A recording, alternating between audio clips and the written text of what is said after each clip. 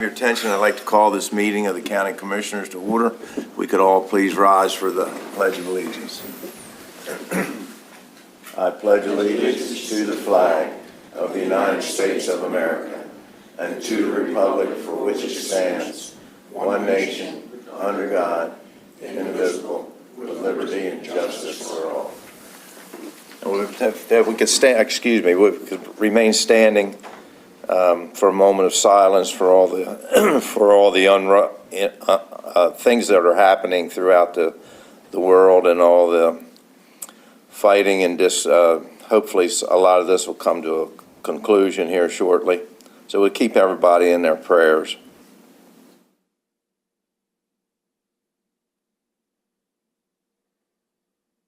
Thank you very much.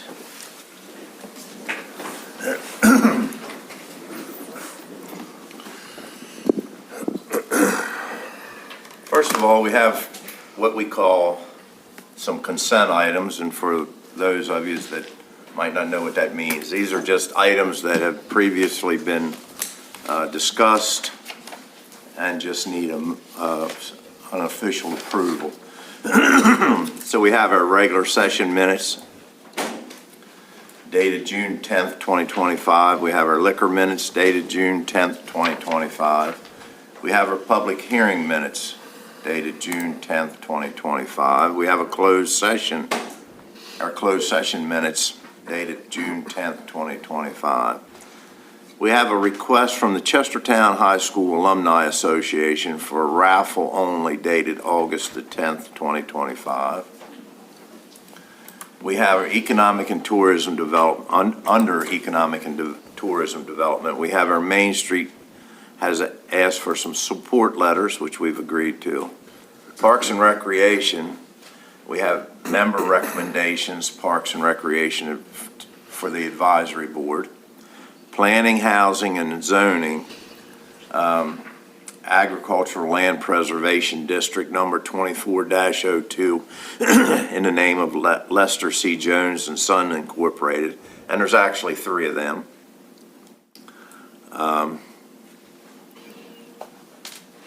Then we have Planning, Housing, and Zoning, Agricultural Land Preservation District number 24-05, Fairfield 1 LLC, and Public Works Petroleum Fuels and Propane Delivery Service Contract Renewal.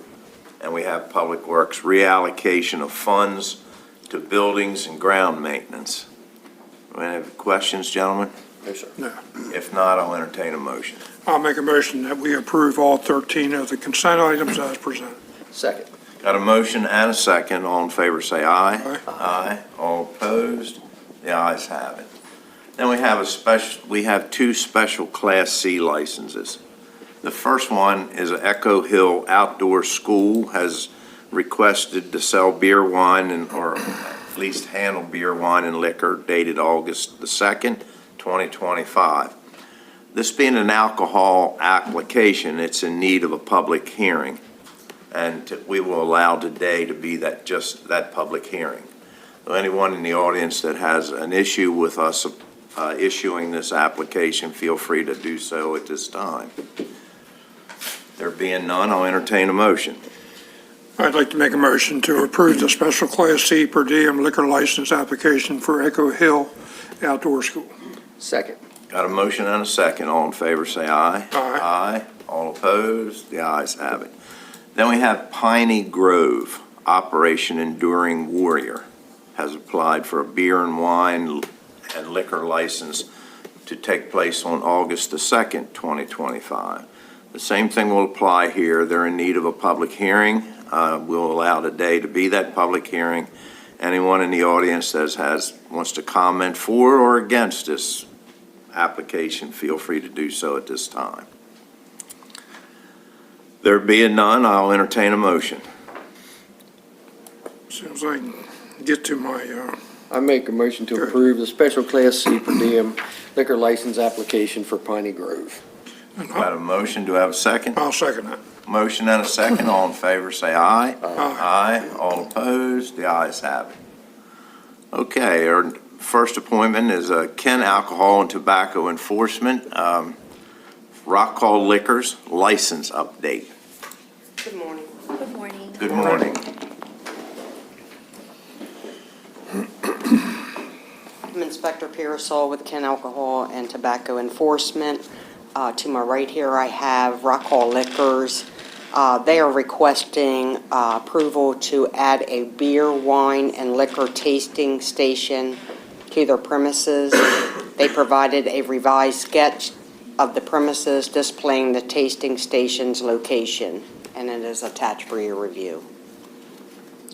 We just need approval whether they can add this tasting station. It'll be outside in the park, off of the parking lot.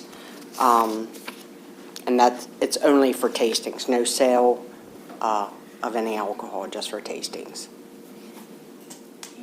Okay, any questions, gentlemen? No. If not, I'll entertain a motion. I'd like to, Well, let me back up first, John, but they comply with all the laws and restrictions. I mean, the operation is certainly lawful to take Yes, place. we and have you've- no You've issues. looked it all over. Yes, we have no Okay, then I issues. entertain a motion. I'd like to make a motion that we approve the revised sketch of the premises to include beer, wine, and liquor tasting station for Rock Hall Liquors. Second. Got a motion and a second. All in favor, say aye. Aye. Aye. All opposed?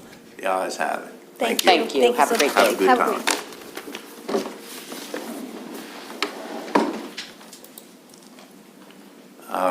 Shelley, we have a public hearing.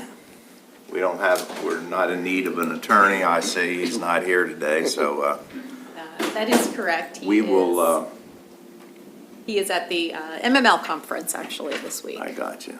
So, We do have a public hearing. I can read that Okay, notice got if it. you'd like. Sure. That's all right. I usually turn this over to our attorney, so I'm sort of fumbling through it a little bit here. But it got a public notice, it says, in accordance with Chapter 64, Animals, Article Roman numeral 2 of the local public laws of Kent County, Maryland, a public hearing will be held on Tuesday, June the 24th, 2025, at 10 o'clock a.m. in the County Commissioners' Hearing Room located at the R. Clayton Mitchell Jr. Kent County Government Center, 400 High Street, Chestertown, Maryland, to consider a proposed fox hunting club dog kennel license. Citizens are encouraged to participate in the public hearing process. If you require communications assistance, please contact the County Commissioner's Office at 410-778-4600 and press 4 or visit Maryland Relay at www.marylandrelay.org by Friday, June the 20th, 25. A copy of the file is available in the Department of Planning, Housing, and Zoning at 400 High Street, Chestertown, Maryland, during regular business hours, Monday through Friday, 8:30 a.m. to 4:30 p.m. by order of the County Commissioners of Kent County, Maryland, Sandra M. Blackston, Clerk, and it was published in the Kent County News on 6/19/25. We have someone from the Planning Commission here to speak on this. Sitting on the wrong side of the room, Carla. You're always over here. I'm looking for you. All the chairs were taken. You got to let us know when you're going to change your seating arrangement. Thank you. So as noted, the Wacomico Hunt Club has submitted their application for a fox hunting club dog kennel license. The application meets the requirements as outlined in the new Chapter 64 Animals, Article 62. That material was all provided in your packet. It has the narrative, the survey plat, the aerials showing setbacks, soundproofing documentation, how they're going to handle waste, how they're going to handle noise. And just to note that their application also requests approval of a temporary location while they make some improvements to the proposed permanent location, and that's also still on the same property, and they provided information on that. You are sitting as the Fox Hunting Club Dog Kennel Licensing Board, and We've been called a lot of things, but I don't know. you the applicant is certainly here if you have additional questions. Our review of the application found that it did meet the requirements, and I think our only recommendation is at this point that you keep the record open through the end of the week in case there's anybody else who would like to provide comments. We haven't received any comments to our office, so. Okay. We do have, a couple people have signed the sign-up sheet, so I'm probably going to mess this up, but the first name is Eden Kletsley? We're the applicant. Okay. We're, if we may. You like to, and then Don O'Toole? They're with me. Okay, well, by all means, Move up to the front row. absolutely, and give your name and address and, Yep. Oh, if you all want to scoot on up.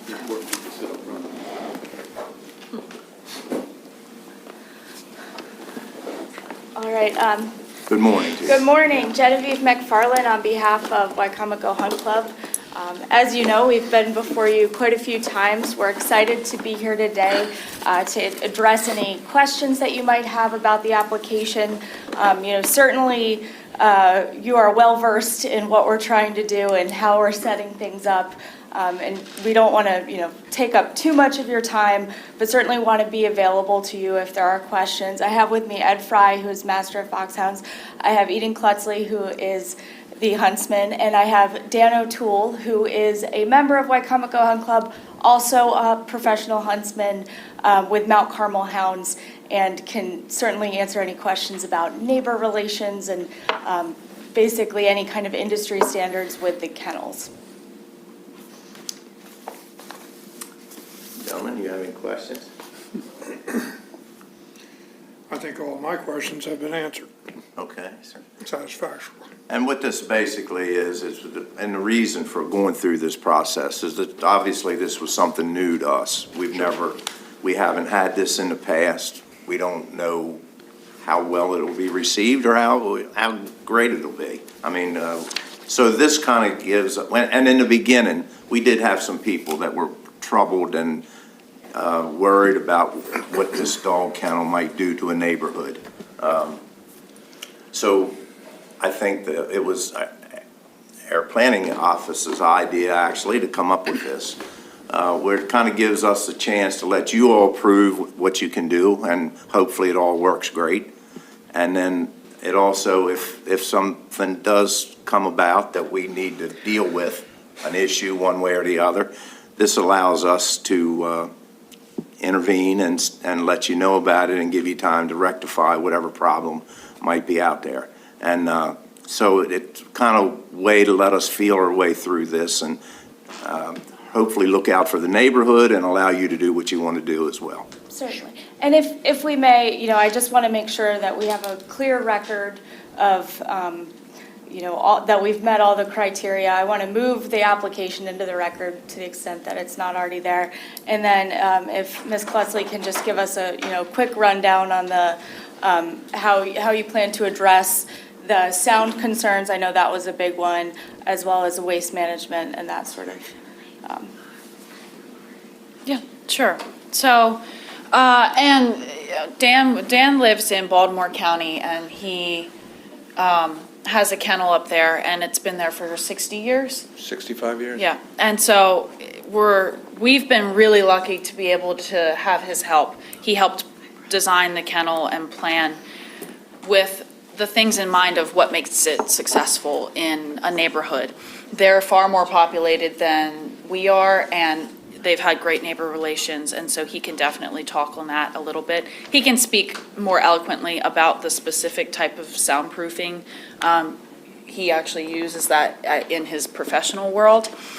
So in terms of the sound, I know that both of you have been to the farm. You can see that it is set down. There's also a topography map in the application that shows the difference in elevation, so that certainly helps just right off the bat to make the sound more protected, any sound that does occur. There's a lot of woods around it that also helps, and then in addition, there is acoustic fabric or paneling that you can put along the fence that might be closer to the neighborhood that really reduces the sound that might occur in any way.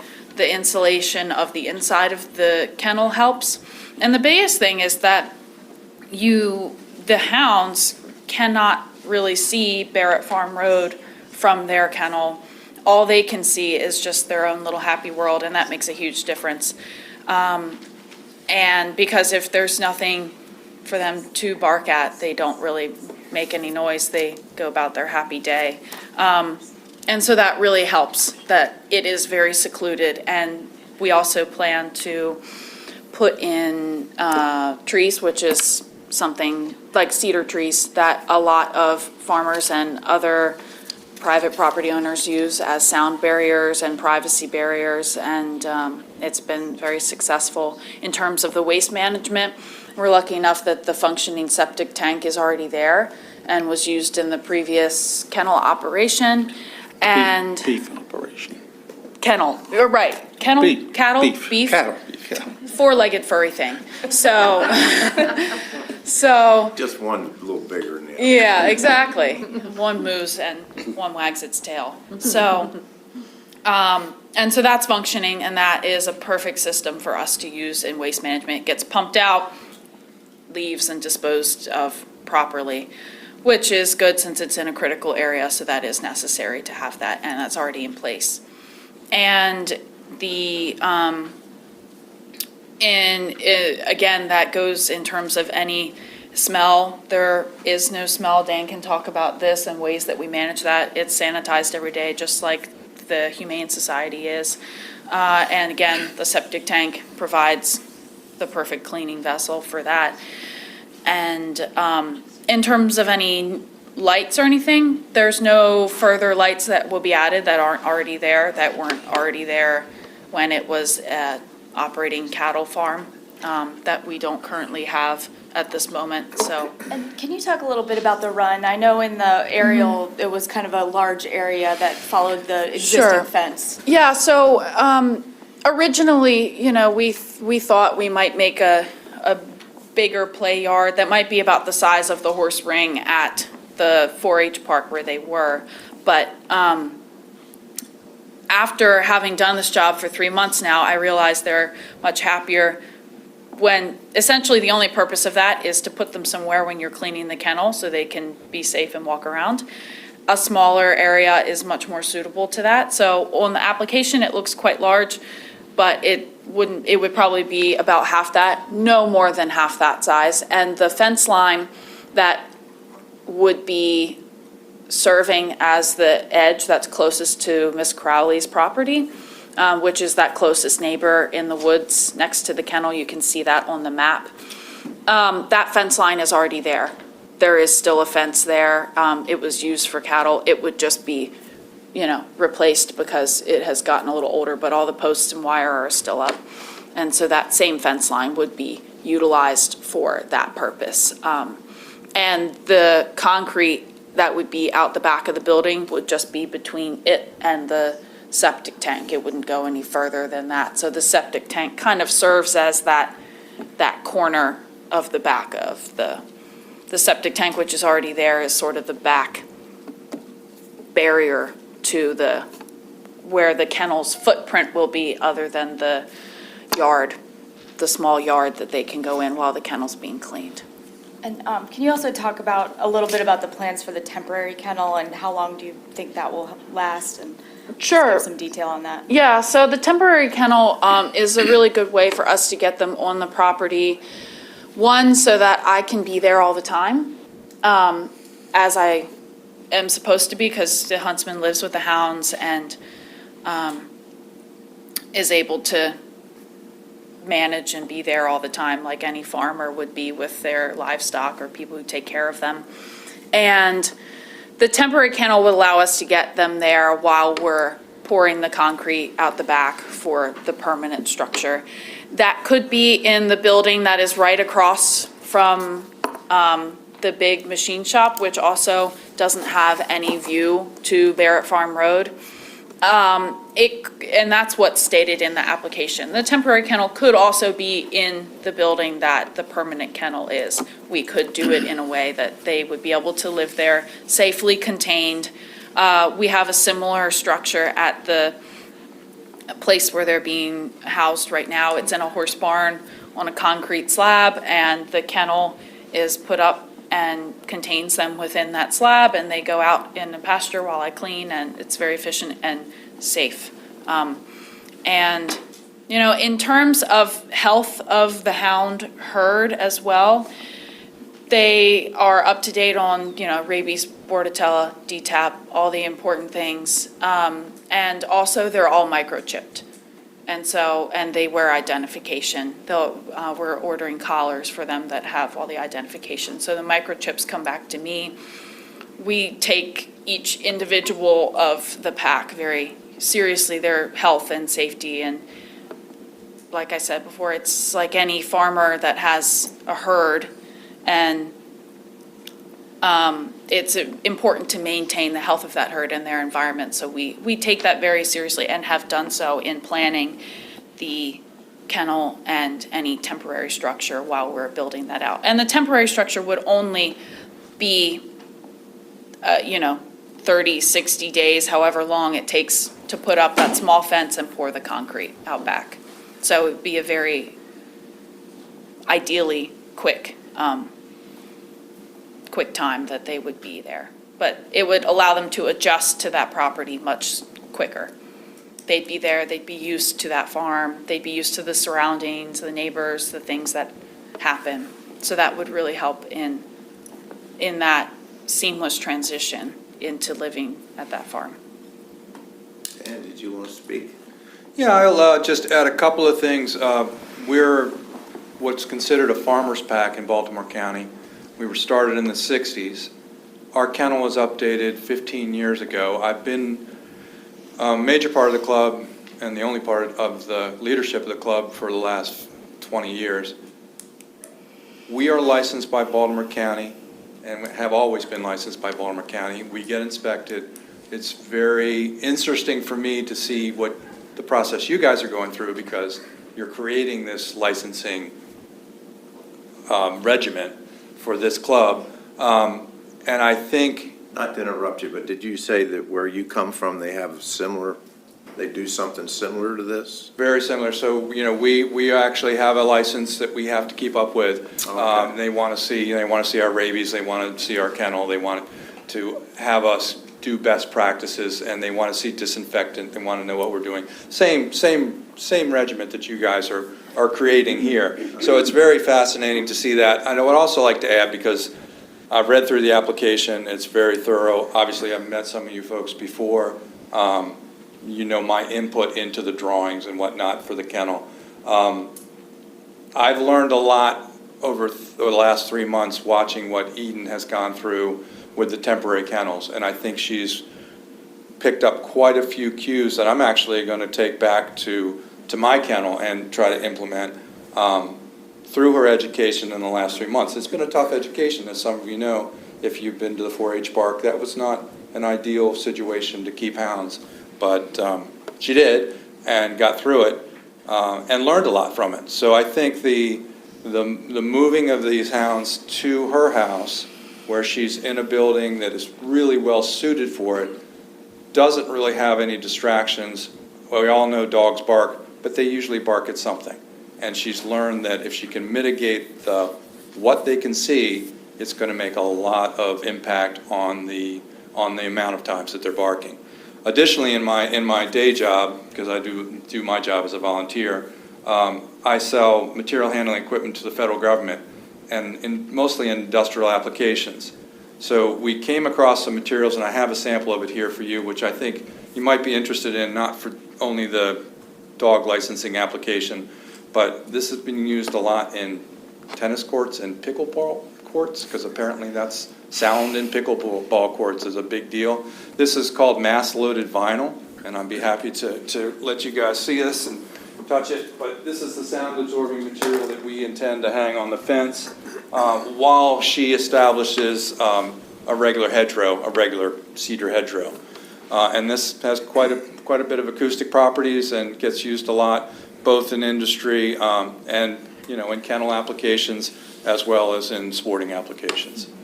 I guess finally, I don't want to blather on too long, But finally, you know, we have existed in a much more densely populated area in Baltimore County for 60 years.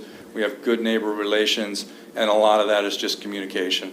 If there's an issue, the neighbors communicate with us, we communicate with them, and it's, you know, it's worked, as I say, for 60 years.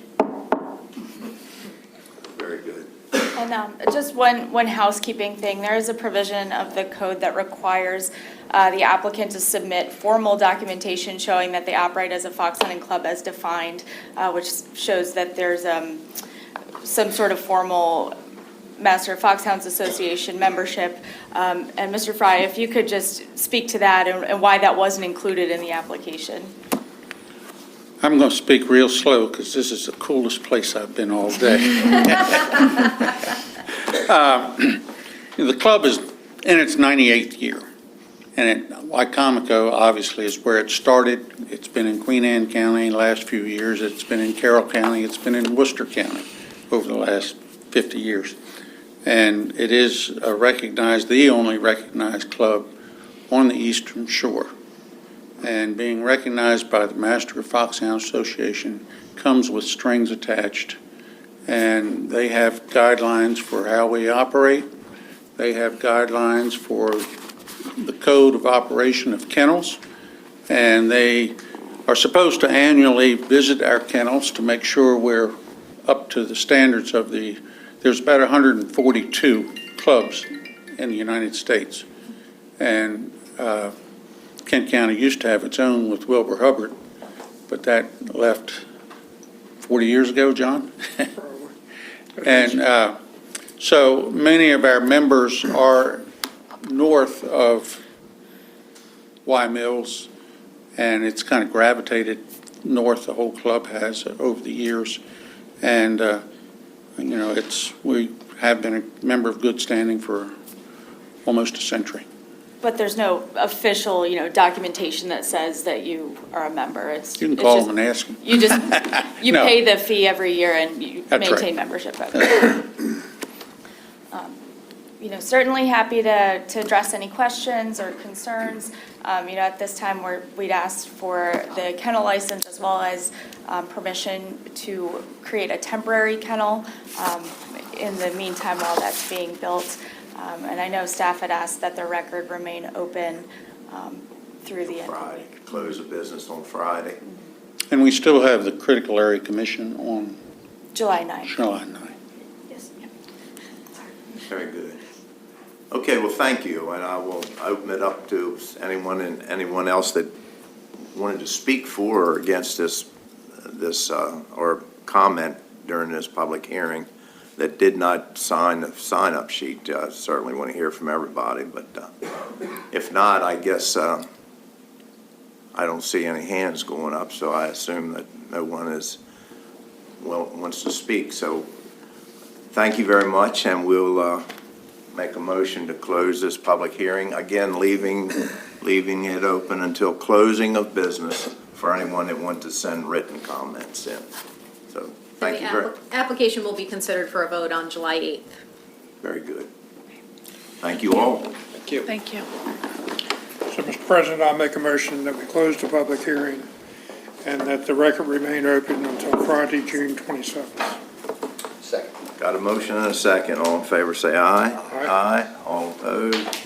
The ayes have it. We are back in open session.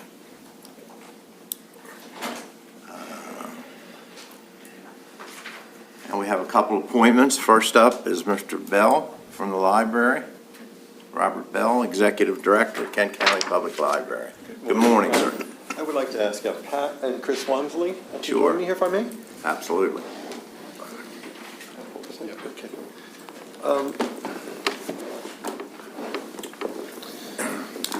We are here to discuss the budget allocation to the library for fiscal year 2026.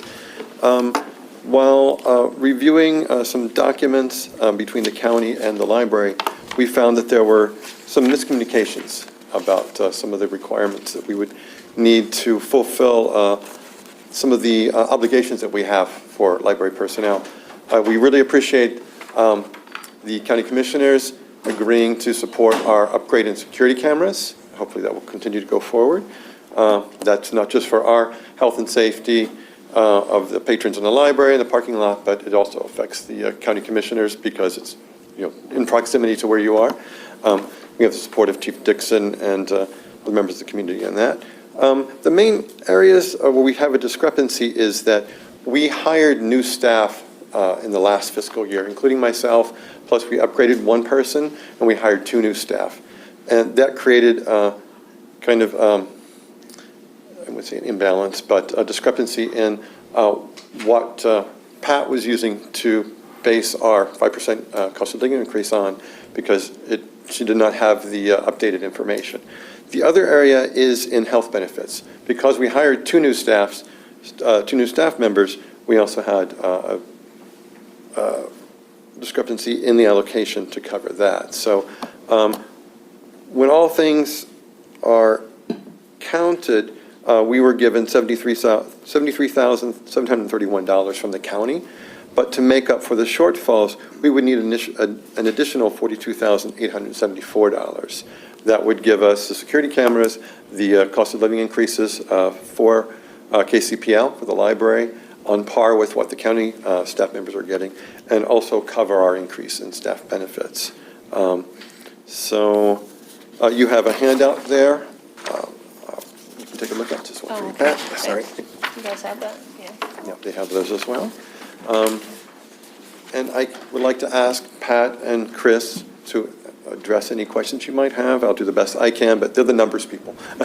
Well, obviously, and I'd just like to point out a couple things. I mean, you mentioned that there was some communication issues, and I think that's the heart of the problem. And this is no reflection on you. I think it took place before you come aboard, and you're kind of dealing with it now. But, obviously, your board has the right to make all the changes that they made. As far as, I think, instead of people that were working 80 hours now only have to work 75 hours, that's your board, that's entirely up to them. But the fact that that wasn't communicated to us, to your finance, where the finances, I think that was where there was a lack of communication. I've been here maybe in some people's minds too long, but I've been here about in my 28th, getting ready to go in my 28th year. We have always took for granted that whatever we give pay increases to our employees, we give the same thing to you and your employees. So it's always been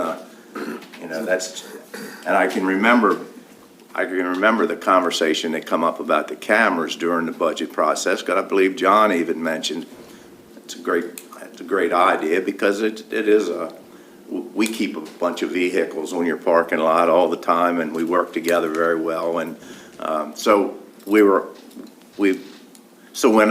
we started getting a couple comments from people that there was some issues with the budgeting, I thought, I remember us talking about that. I mean, look, that budget process goes on for a long time. It's very, very complicated, and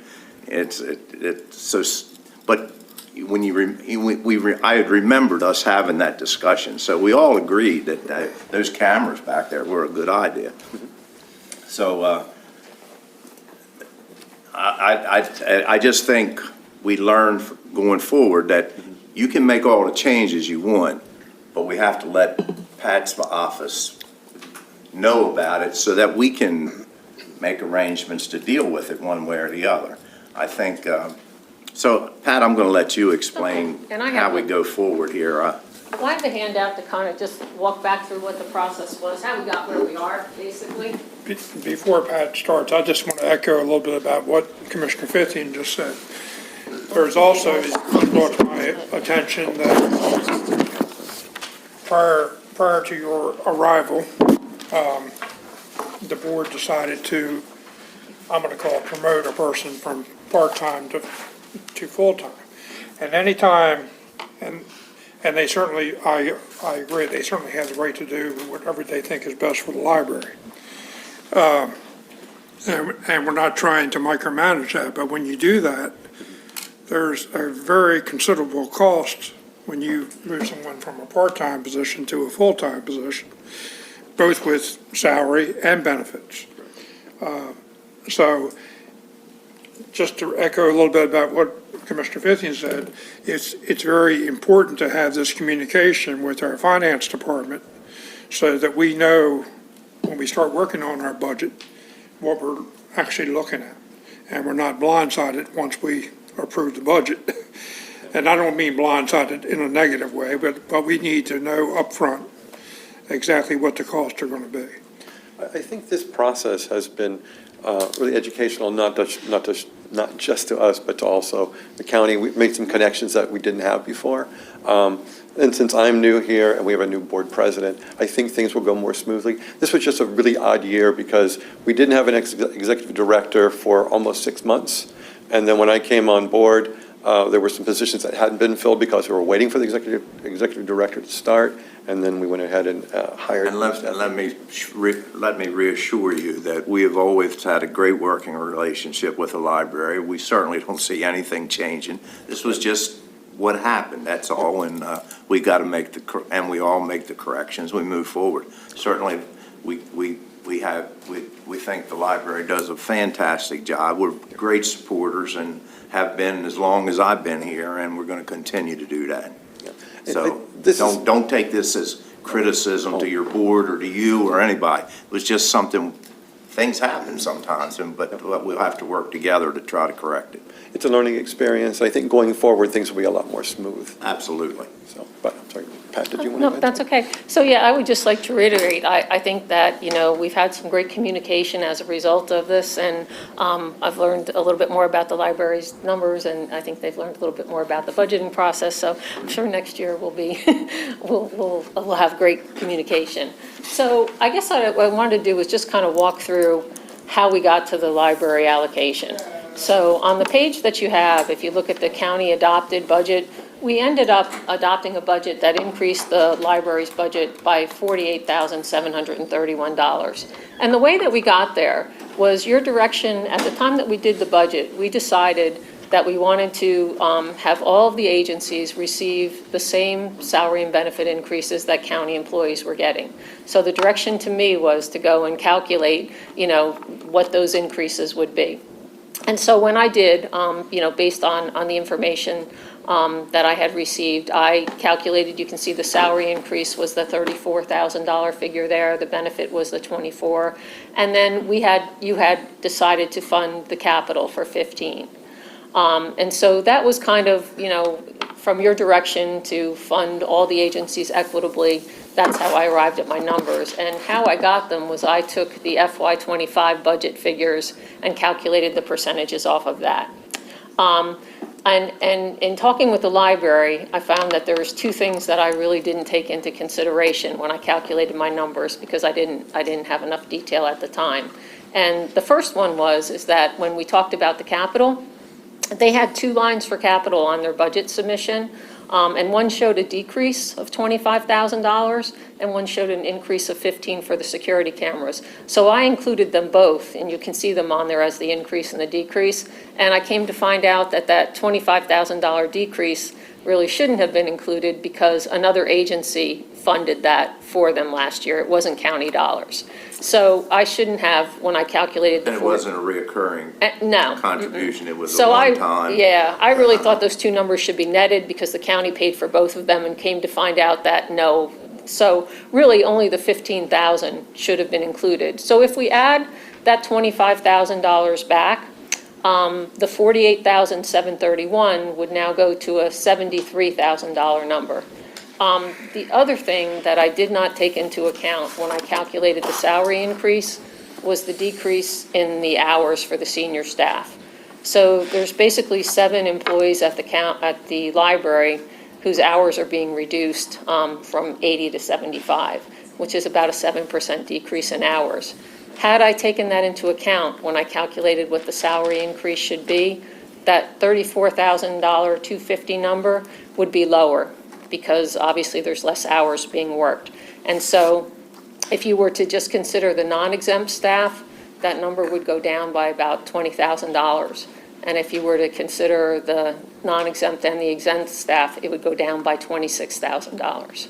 and I just did not know that the hours were going down. I think the budget was built, and please feel free and correct me if I'm wrong, is that, I think they were going to fund the increases at a higher level so that they basically didn't lose salary for the reduction in hours. Yeah, that's correct. And this is kind of, I want to phrase this diplomatically. We're trying to undo some of the things that my predecessor did that created some dysfunctions in the library by having different staff levels working different number of hours. It creates complications with scheduling, with benefits, with salary, and so forth. So the board agreed with me last year that we would try to equalize things. And this is kind of an end result of that, is trying to get things back to a more normal environment in the library, if I can put it that way. This falls on my shoulders and possibly my own inexperience and part of the learning process. Look, like I said, things happen. You're coming in when they didn't have a director for 6 months. I mean, obviously, it's understandable that things happen. We just, and if we had knew it, maybe we could have been more aware of it, and we could have made it work or something. Anyhow, any questions, gentlemen? Well, I mean, my question, I guess, or my comment would be, I don't know how I can vote for increased funding for somebody who's working less hours. I mean, I don't know how fair. When we set this up originally, we wanted to do the exact same thing for the library that the county government employees were getting. And I don't think that now we've upset that apple cart in my mind. And I don't want to, this time, the next year during the budget process, we'll have department heads, Mr. Dan Mattson is back there, wanting to come in here and reduce his hours for the same amount of pay because the library's getting it. And I can't support that. I mean, that's not, so I'm just throwing that out there. Was it pointed out, Pat, that if you take the 5% plus the changing in the hours, that some of these employees would actually get a 12% raise? Right. The hourly rates would go up. Yeah. like It basically holds them harmless for the decrease in the hours to keep their salary at the same level as it was when they were working the 80 plus a 5% increase. And like I said, so if we consistently applied it and just did the 5% increase, that's what would cause the decrease in the number. So where do we go from here? What is So I guess it's, up to us? so I'm not sure if you want me to, again, those were the two things, I think the two largest things that I didn't understand when I originally calculated the numbers. Like I said, if I calculated the 5% increase as I had been directed, that number would be lower by either 20,000 or 26,000. So I don't know if you want to, I'm not sure what we want to give you the information, There are a lot of numbers and a lot of moving pieces, and some of this has evolved over the past couple of years. So do you have questions for the library or for Pat? I think I pretty well understand it. I might want to give it a little thought but we could certainly, John, you got any, you got any? I have the same heartburn that Albert has, and I'm assuming that there was no adjustment when you start working less hours. No adjustment in pay? Right. Correct, yes. And that hasn't taken effect yet. That would be starting in July, on July 1st. Okay, because that creates a problem. Understand. Because in my view, it was important to us to make sure everyone across the board was treated as fairly as we possibly could. And the county decided to give our county employees 5%, and of course, healthcare went up by 14%.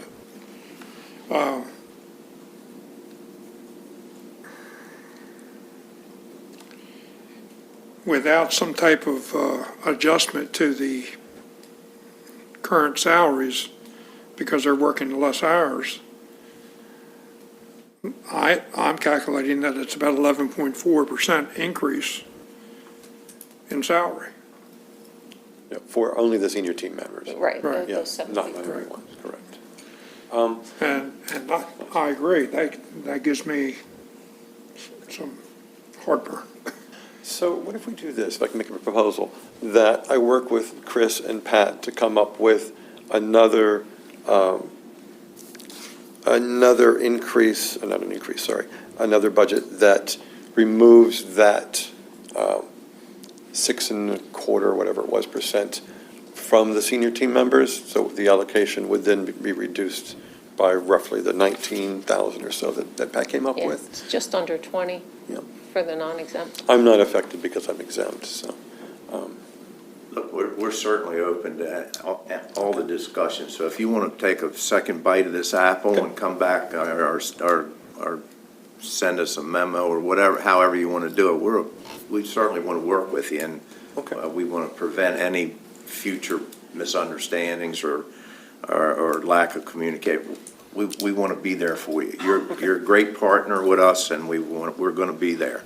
We appreciate it. And, I'm sorry, Ron. But we gotta try to stay, I think, fair with Right. everybody else is the only thing we struggle with a little bit. So I hope you understand that. But listen, Kent County Library is a very important part, as I stated before, and we're gonna make it work. It's gonna work. We're gonna make it work together. Excellent.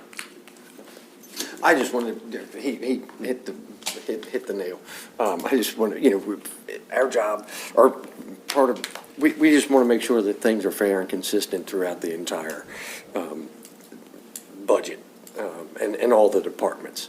The reason we did this was because the board and I felt that the senior team had really stepped up during my predecessor's absence. We have a lot of people that step up on every given day, we really do. I mean, Dan, Mattson, Carla, all of them, but they're still, that's just that's what we're struggling with. Understood.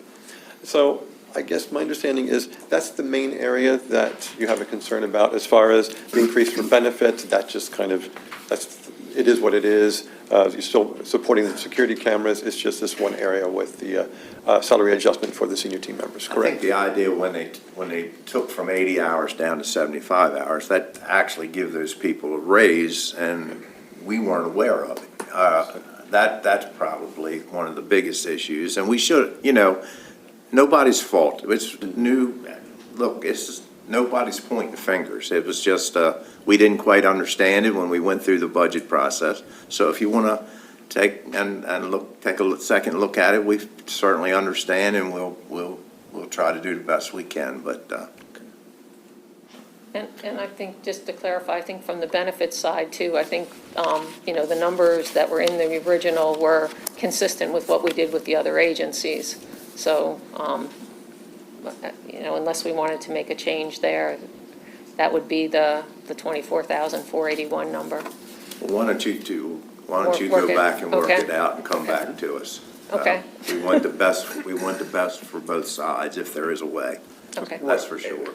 And I think also moving forward, the county has eliminated or created, we're not making any new positions, and I don't know whether these are new positions or not, but that's important, because moving forward, with next year's budget and the following year's budget, it's going to be some pretty lean times because of basically one issue that's going to hit us that we know of. It's probably going to be more than one after the legislative session. So we've kind of stopped any and all new positions. I'm just throwing that out there. We all would like to have more people, I think, to do more, but, the budget or the benefits package is very significant when you go from part-time to full-time. Yeah, we don't have any plans to do any more hiring in the foreseeable future. We're essentially fully staffed. We have one half-time position that's not going to go filled, that's going to remain unfilled. So unless there's some change in staffing, we lose some people or whatnot. I don't expect there to be any significant changes in the foreseeable future. Without being repetitive, I'm repeating myself, you do a great job of running the library. Your board couldn't ask for anything any better. Just when you do something that affects the finances, we need to know about it ahead of time, and we'll never have another problem, I assure you. No, while I'm here, no. Well, thank you very much for. So we don't meet again until July 8th. Okay. Does this have any impact on our new budget cycle starts July 1st? Right, so, Until we amended, what we adopted will be in place. Yeah, okay. Understood. okay. Understood. All right. Any questions for me? Okay. All right. Great.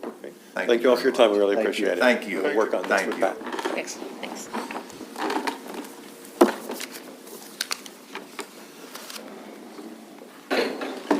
We need to set another time to meet. Absolutely. Next up, we have Mr. Herb Kane, Executive Director of Upper Shore Aging. Good morning, sir. Good morning. Good morning, ladies and gentlemen. Herb Kane, Executive Director, Upper Shore Aging. I'm here this morning seeking your approval for the FY26 Senior Care Program. Senior Care, as you know, is a program that is funded by the state of Maryland. It's administered by Upper Shore Aging. It's a three-step approval process. Program, we've submitted it to King County Health Department. Bill Webb has approved it and signed off on it. It's been submitted to DSS, Shelley. Neil Edwards, she's approved it and signed off on it. And the final step is county approval for the program. And I'd like to give a brief overview of the program to the commissioners, if that's okay. Absolutely. So the Senior Care Program, it serves King County residents 65 and older with moderate to severe functional disability.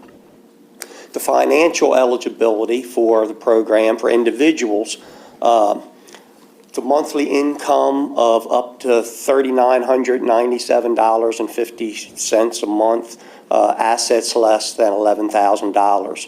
For couples, the income eligibility is up to $4,565.83 a month, assets less than $14,000. In FY24, the state's allocation for Kent County was $120,000. We served 67 seniors, and at the end of that year, there were 8 people on a waiting list. I came to you first time last July, and the state had raised the allocation to $160,000. So this year we have served 72 seniors, and we have no one on a waiting list. So this year for FY26, after everything we went through with the last General Assembly and the proposed cuts that the General Assembly, voted against, the funding has come out level. So we're receiving $480,000 that we're dividing equally between the 3 counties, between Kent, Caroline, and Talbot.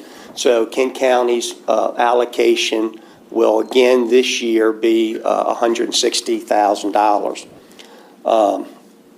And of that $160,000, the way that money's being used, 10% it will go toward administration, 39% for case management, and 51% of that will be gap-filling funds to purchase supplies and services directly for the seniors. And of those gap-filling funds, the way that money is used, 32% goes toward medical supplies, 27% for personal care services, 8% for co-pays for medical daycare and for medicines, 23% for personal emergency response systems, and 10% for chore services and transportation. And the way it's coming out per client. It runs anywhere monthly from $35 to $550 a month per client. What we're seeing as challenges moving forward with this is difficulty in finding personal care and chore providers, here locally. And that's the most requested and needed, and actually the most expensive, service that's being asked for. We're seeing a cost increase for supplies and services up to 30%. That would be nutritional supplements, incontinence supplies, those sort of things. I'm not quoting statistics. Everyone's more than aware that the senior population is growing, the needs are increasing, and the availability of resources is just not meeting the needs that are out there.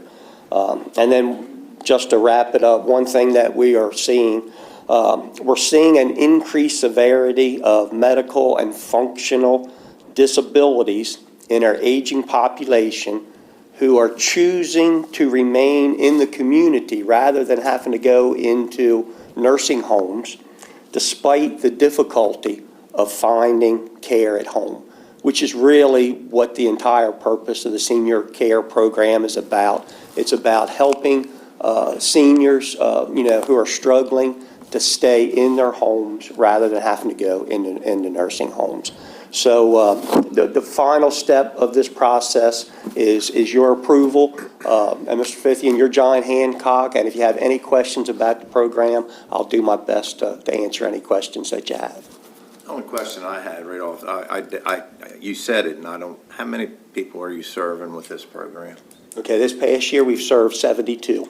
72. 72 seniors, and we have no one on a waiting list at the current time. Okay, I'm just curious. Yeah. Any other questions? No, sure. Thank you. Sounds like a great program. Then I'll entertain a motion. I'll make a motion to approve and allow Commissioner Fithian to sign the senior care program plan as presented. Second. Got a motion and a second. All in favor, say aye. Aye. All opposed? The ayes have it.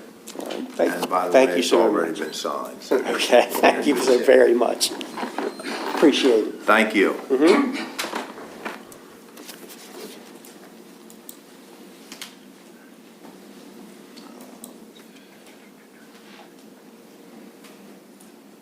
Human Resource Director, Jim Miller. Morning. Good morning. Morning. And Hopefully, yes. Rachel's Rachel. behind me. Good morning to you. So we have 3 items for you this morning. Not sure what order they ended up in. Administrative specialist one is the first. Oh, okay, great.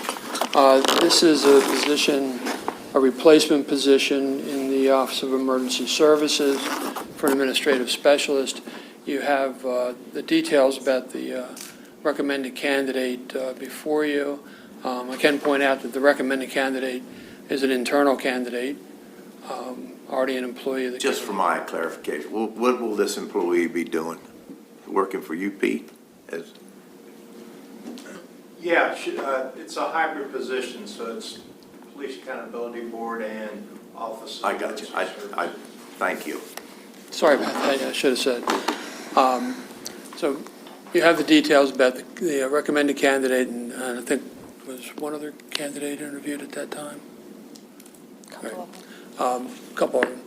If there's any questions about the recruitment process, we're happy to address those now. I don't have any questions. I do just have a comment after looking at these prospective hires. The candidate pool seems to be increasing as to where it was a year or 2 or 3 years ago. Maybe just a sign of the times. I would notice that. I think it's a couple, I think you're right. I think there's a couple of factors. I think a couple of years ago when we started really doing more social media recruiting that hadn't been done previously, with what the commissioners have done the past couple of years with the salaries and the salary ranges, I think we've been able to attract more candidates for the position. So it's it's been working well. It's taken a couple of years, but we're seeing good progress. All right, any other questions? If not, I'll entertain a motion. I'll make a motion to approve the promotion of the recommended candidate for the administrative specialist one. Second. Got a motion and a second. All in favor, say aye. Aye. All opposed? The ayes have it. Thank you. Thank you. The second one is one of two facility monitors positions for Park and Rec. The way they're on the agenda is not alphabetical order. Oh, okay. Because that's, yeah, okay. Because that tends to be my tendency, to put it that way. So the first recommendation that you have the information about that candidate, external candidate, but you have the list of everyone that was considered. Good background on this individual, and Rachel has been part of all the processes for recruiting. So if there's specific questions about the candidate, I'll defer to my colleague. Any questions? No, sir. Then I'll entertain a motion. I'll make a motion to approve the recommended candidate for the facility monitor position. Second. Got a motion and a second. All in favor, say aye. Aye. All opposed? The ayes have it. Thank you. And third and final is the other facilities monitor position. You still have the candidate pool and this recommended candidate, and any questions, we can address them. No, sir. Any questions? No, sir. Then I'll entertain a motion. I'll make a motion to approve this recommended candidate for the facility monitor position. Second. Got a motion and a second. All in favor, say aye. Aye. Aye. All opposed? The ayes have it. Thank you very much. Thank you. Next up, we have our Public Works Director, Mr. Dan Mattson. Good morning, sir. Good morning. Good morning, Dan. I didn't mean to put you on the hot seat there either, by the way. I took it as a I compliment. just saw you. Yes. Done today. No. As opposed to any other meeting. I just have one item today. It deals with the wastewater system and the comprehensive plan. So we have a property, it's been discussed with commissioners in the past. It's Brooks Farm LLC, tax map 51, parcel 560, lot 5, owned by Herman Hill on Eastern Neck Island Road. We have been working with Mr. Hill for several months to navigate his desire to get a sewer allocation on the property. There were two real issues or hurdles we had to clear to make that happen. The first deals with the status of that sewer main as a denied access line. We have coordinated with Mr. Hill and with the Health Department, and as of a letter the Health Department issued this spring, it has been confirmed that this property is capable of supporting on-lot sewage disposal, and it would be environmentally preferable for him to connect to the sewer system as opposed to install an on-lot system. So that met the criteria for the denied access line. The second issue is that every sewer system in the county has a service area map, which identifies properties that are existing sewer service, planned sewer service, broken up by the town and the county. And this lot was not included as either existing or planned. After some review in coordination with the Department of the Environment, it was agreed that Section 1.6.2.3 of the Kent County Comprehensive Water and Sewer Plan can be enacted in this case. That section states that the Director of Kent County Public Works may amend or correct minor errors or omissions or errors of fact administratively. Such changes brought to the attention of the county commissioners, but does not require the full amendment procedure. So I reviewed the status of this property with MDE, who confirmed that it met the criteria of this clause, and we are able to amend our map administratively as opposed to the formal sewer, the comprehensive plan amendment process. Now, Dan, correct me if I'm wrong, but this is because this piece of property was approved for maybe 3 or 4 mound systems on this property, Yes. individual mounds. And the fact, I can look at the dates on this, and it was approved way before that sewer line was put down there. So in all honesty, it should have been part of the comprehensive water and sewer plan. Yes, I mean, that was the mistake. It wasn't a mistake on Mr. Hill's part. It was a mistake on whoever. It was just a mistake that that piece of property was never included into the sewer and water plan. Exactly. Which it should have been, because it was approved years before the line ever went down there. That's correct. So this was considered by myself and MDE as a minor omission or error of fact. My only issue is, Albert and I both, and I think John as well, like we said, brought this up months ago. Yes, sir. And, but nevertheless, we're getting to the bottom of it, so Yes. we appreciate it. We're getting ready to cross the finish line. And just Yes, to sir. reiterate, the health department, MDE, and the county is all on board Yes. with this. Correct, yes. And I'm now much more versed in the comprehensive plan and some of the nuances of the plan. So the only element that needs to be approved at this time, or there are two. The first of which is the commissioners adopting a motion, if preferable to you, that would approve the administrative amendment as represented on the map I submitted. I would then take this map and the minutes of this meeting, send that to MDE for their awareness, and the property would officially be on our maps as existing service area. Now, I briefly read over this last night, but do I understand that that entire property will be taken into the map where these mound systems were approved for? Yeah. But aren't they applying to utilize one of them? Do they want to pay allocation fee on one? Did I see that, or? So we have discussed a number of different properties with Mr. Hill. There are some properties closer to in between this and the river that I believe may be using mound systems. And there's a property just south of this lot 6, that has a house on it using an on-lot system today. True. But Mr. this won't, but is this one, it's not the last, I mean, he's been approved for 3 or 4 Mound systems. mound systems. Yes. So for the property with the existing house, it will not technically meet the denied access criteria until there's an issue with that system. And it wouldn't make sense for Mr. Hill to want an allocation on that property at this time, because he'd pay vacant lot fees until he connects. That makes sense, Yes, sure. yes. There are a couple, like I said, along the river that I believe are using mound systems right now.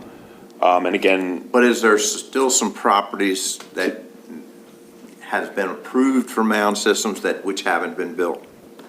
there are, so immediately south is lot 6. There are 2 more below that I believe Mr. Hill owns. And my conversation with the health department is that they do not have the appropriate soil testing to approve those at this time. Okay. So I wanted to move forward with the one we knew was a surefire, and then further investigate the other 2 with the health department. And So they're requesting approval for one. for the one, lot 5, yes, the Number big. 5. I Yes. got you. And it would be, like I said. That was my question. I thought we were also going to get around to approving this one Yes. allocation. Yes, so for this, it would be one motion to approve the administrative amendment to the plan, and then the second one would be approval of the allocation itself. I got you. Yes. Any questions, gentlemen? No, sir. I'm glad this is resolved. Then I'll entertain a motion. I'll make a motion to approve an administrative amendment to the Kent County Comprehensive Water and Sewage Plan to include tax map 0051, parcel 0560, lot 5 in the town of Rock Hall sewage service area pursuant to section 1.6.2.3 of the plan, and to approve one sewer allocation for the property. Got a motion and a second? Yes, sir. Got a motion and a second. All in favor, say aye. Aye. Aye. All opposed? The ayes have it. Very good, thank you. And I'm sorry, I wasn't paying close enough attention. Did that include the allocation, that motion? Yes. Oh, it did, okay, yes, good. Thank you. Before we go, I'd like to talk, maybe bring something else up here about our, I've read, I'm just thinking that it's time that maybe we bring all the players in about the wastewater treatment plant up in Millington. Okay.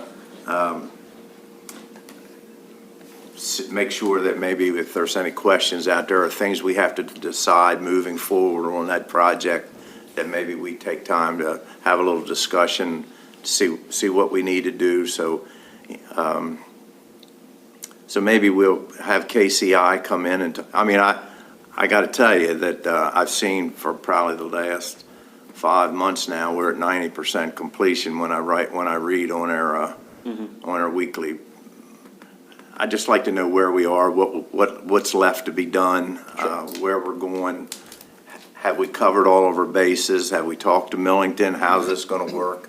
I'd just like to have a discussion about that whole project sometime in the future, not next week, but at least sometime in the near future. I know we got a couple other meetings scheduled, but we get some of this out of the way. I'd like to have a full-blown discussion about that project. Not a problem. So if there's things that we should be doing that won't catch us by surprise later on, that we maybe have a chance to head it off a little bit. Not a problem. I know you got a million things going on, and this is a big one. So you're doing a great job, and I'm glad we got you. So I'm not. This isn't criticism. This is just maybe we want to be a little helpful if we can and see where we're going, and if there's decisions need to be made or something moving forward, we talk about it. Come into it with our eyes open now. Sure. Thank you. Not a problem, thank you.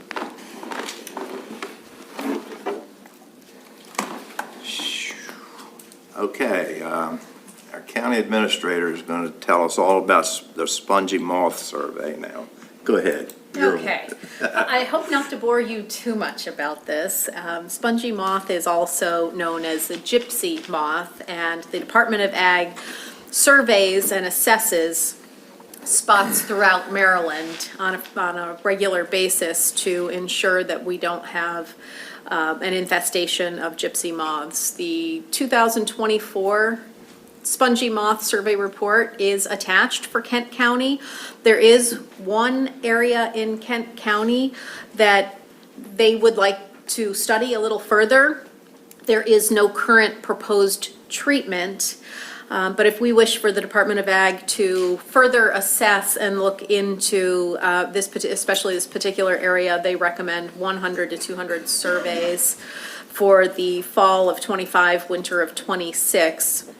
Which would cost us approximately $1,800 to $3,600.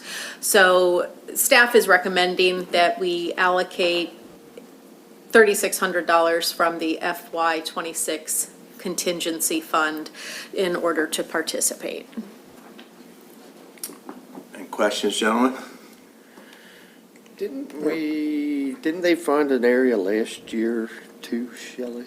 I think this is the same report. Okay. This is just the proposed. Okay. Do you have the location of the area? I do. East Neck Island? It is just east of Rock Hall. They don't say it's Eastern Neck Island, but it's somewhere down that way. Mr. President, I'd like to make a motion that we participate in the fall, winter 2025-26 spongy moth survey season and allocate from contingency funds in FY26 not to exceed $3,600. Second. Motion and a second. All in favor, say aye. Aye. Aye. All opposed? The ayes have it.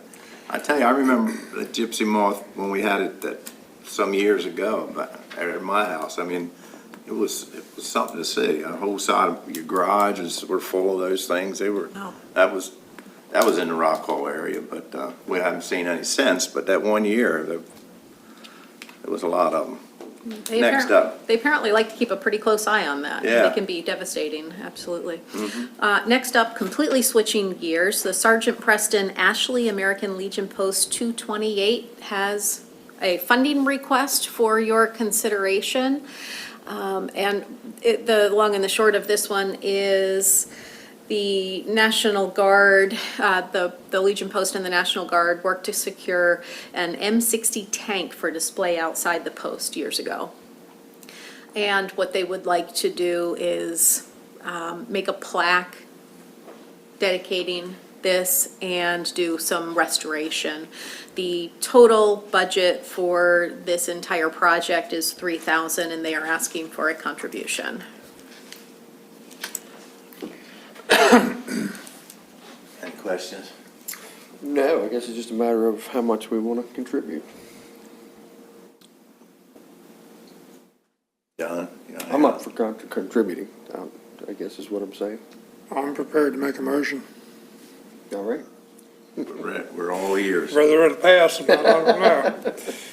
I'd like to make a motion that we provide a donation of $3,000 to help with the tank maintenance at the Sergeant Preston Ashley American Legion Post 228 and purchase of a brass plaque to honor Mr. Ronald B. Hickman. Got a motion, do I have a second? You have a second, yes, sir. Motion and a second, all in favor say aye. Aye. Aye, all opposed, the ayes have it. I need to amend that, or add a little something else to that motion, Mr. President. Help yourself. That the funds for this will come from the FY '25 contingency funds. Very good. Second, That would be good. second. Got a motion and a second, all in favor say aye. Aye. Aye. All opposed, the ayes have it. Excellent. And finally, I switching. think actually, someone talked to me about this earlier, and I think by law, when the government gave them that tank, it comes with an obligation that they keep it painted properly. And the majority of that's what it's for. Just FYI. Interesting. Next up, Switching gears yet again, completely different subject. There's a request to waive interest and penalty fees on property tax and utility bills due to hardship. Generally speaking, staff recommends that we not approve these unless it is the fault of county staff, and there is no fault of county staff here. This is just a hardship request. is this a property that I remember one property, correct me if I'm wrong, one property we made a change because we'd done away with the interest that had sit on the books for years. This is not This is not a case like that. Correct. I looked it up on the SDAT maps. There is a two-bedroom structure on this property. I'm assuming somebody's living in it, but I can't attest to that. And has it went tax sale? Yes, and nobody has purchased it. No one has purchased it. And so that I completely understand it, there's somebody that wants to purchase it. No, they just want the interest and penalties waived. Obviously, because they're going to purchase it. No, they already own it. Oh, they own it. Oh, Sorry. I'm sorry. I was Correct. Yes, seeing if it yes. related to what we did. No. So that we would be consistent. Correct. Okay. Correct. All righty. Right. I'm with you. I think it's important that we not set a precedent that will cause a problem for. No, I agree. But there was this one case where Right. a property had been on the tax rolls for years. And somebody come to us and said, I'll buy it, but I don't want to pay all that interest for all those years. But so we did it to get it off our books. Right, right. But that's not the case. I understand. That's right. That's what I was asking. So I would suggest that we not set a precedent. That's my. I'm with you. I agree. So I'll entertain a motion. Or you just gave it, I guess? Okay. I think Second. Got a motion and a second. All in favor say aye. Aye. Aye. All opposed? The ayes have it. And then finally, just one other item at several meetings, we've talked about the environmental health office and some concerns that have been going on, so a letter was sent at your request, and we are awaiting a response. When did we send that letter? The 13th of June. And we haven't heard anything, We're expecting a response by the 28th. 28. Because I actually made a call to Les Knapp about one piece of that. My only thing, the part I think that has far-reaching issues is when you get, and I've said it before, I'm being repetitive, but when you go through the process and you get an approved perk test, it ought to mean something. At least if it was mine, I'd want it to mean something. And I think that's a question that they got to answer, and I asked them if they would look at that one issue. I know there was going to be more questions come, but this one issue, I think people have to have a trust in when something's signed off on, that they can believe that it's right. So anyhow, I haven't heard back. I was told they would do that for me. They'd look into this one piece, and I still haven't heard anything, so. And that particular question was posed on the letter. I seen so- it on the letter. I appreciate it. But, so we're still in the waiting mode. Correct. One more thing, we were supposed to have a site visit at East Neck Island with the Friends of East Neck Island and Congressman Harris's office. And there was a date for us to meet there, but it was supposed to rain all hard that day, and that meeting was canceled. I'm just curious if we could put a call back into, and they said, we'll get back to you.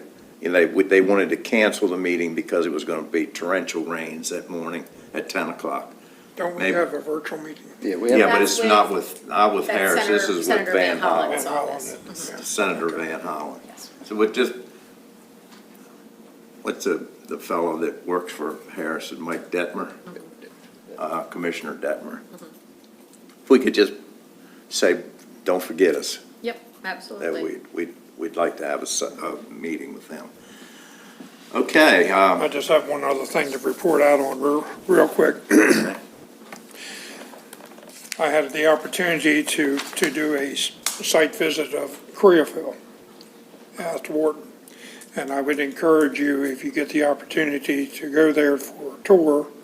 It's amazing what this business is doing here in Kent County. but I had no idea that they were doing the type of work there that they're doing. And every one of them was so kind, so pleasant, and it was a very good experience. It is an incredible facility. It's fascinating, and I've encouraged people far and wide, if you ever have an opportunity to do a site visit, absolutely do it. And just FYI, all of the cardboard and paper that is recycled in the MES boxes at the various locations around the county goes to Koreaville. yeah. And that is part of what funds our MARP program as well as it does, because that is one recyclable that actually has real value in today's world. And they want all three of us, if we can, to make a visit there. I was there one day, in the office. I only went to the office, and I talked to them about some issues that we've discussed since, but they asked us all to make, I'm glad John got a chance to go out there, and I'll reach out to them here soon. It's fascinating. Well, they basically have two functions. One function is to put fiber back into food products, and that's done in one building. And that's with clean fiber. That's not the Yes. recycled fiber, just to be clear. The other function is for like asphalt and cement. It's very interesting. And if I'm not mistaken, they're planning some expansion. I know they just went through one not too long ago. I'm not sure if there's more or not. It's obviously a thriving business. Yeah. Okay, very good, John. Now, if this is time for public comment or media review, anybody got want to raise your hand, or come forward.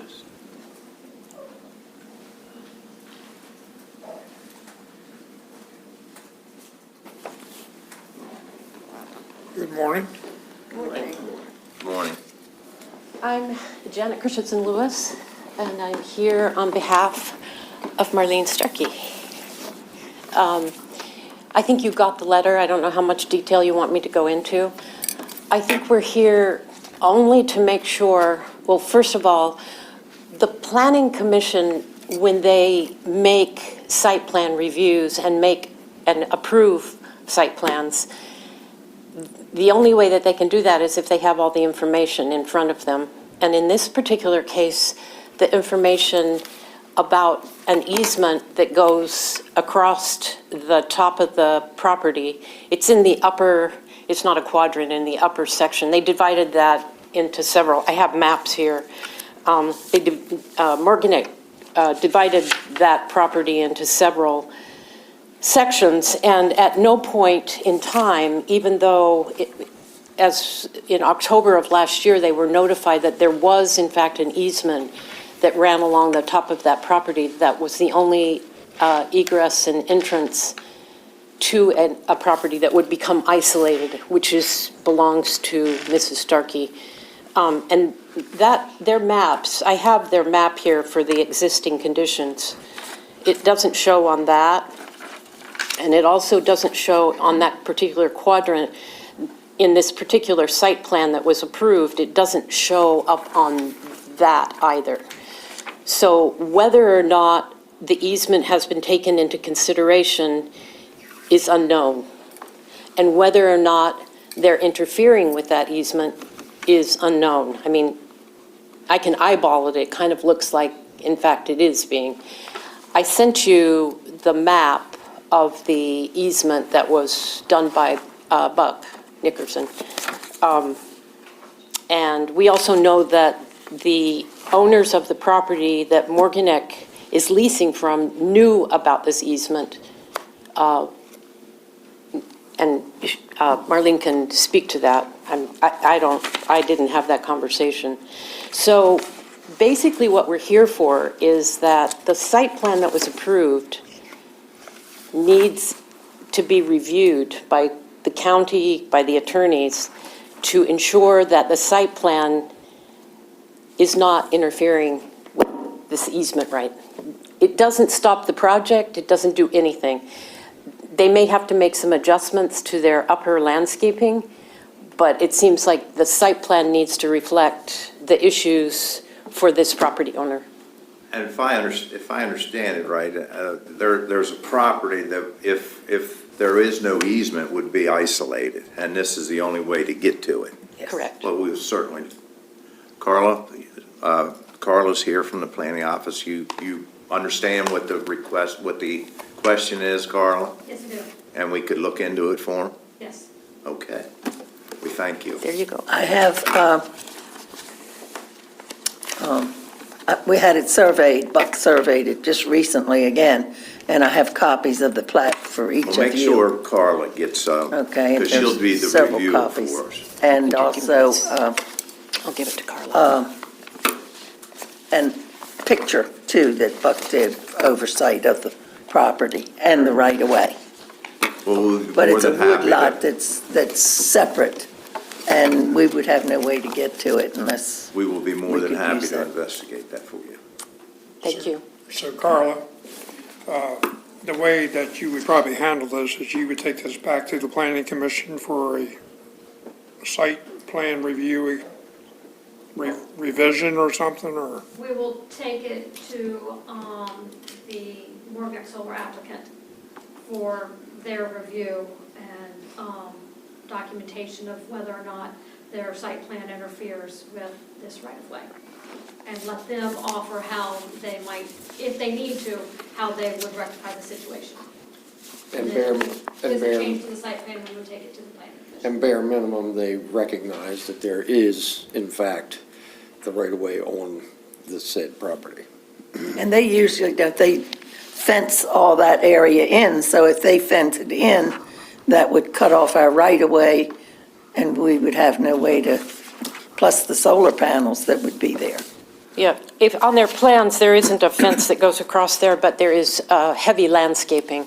And that would, the minute that a right-of-way gets interfered with, over time, that right-of-way gets lost. Well, So, obviously, that right-of-way, that easement was put there for a purpose, and I don't see how we can ignore it, so we'll be glad to investigate it and get back to you. great, Okay? good. Thank you very much. Thank you so much. Thank you. Do you want a copy of this? Sure. Plat? You can give those to Give it to Carl. her. Yeah, that probably,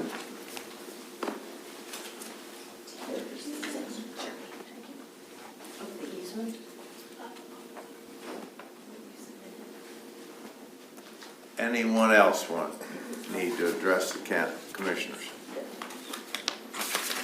I think then we have couple closed sessions we need to go into. So I entertain a motion to go into closed session. I'll make a motion to go into closed session under the annotated code of Maryland General Provisions, Article 3-305B1, to discuss the appointment, employment, assignment, promotion, discipline, demotion, compensation, removal, resignation, or performance evaluation of appointees, employees, or officials over whom this public body has jurisdiction, or any other personal matter that affects one or more specific individuals. First topic is a matter concerning personnel matters, and the second one is that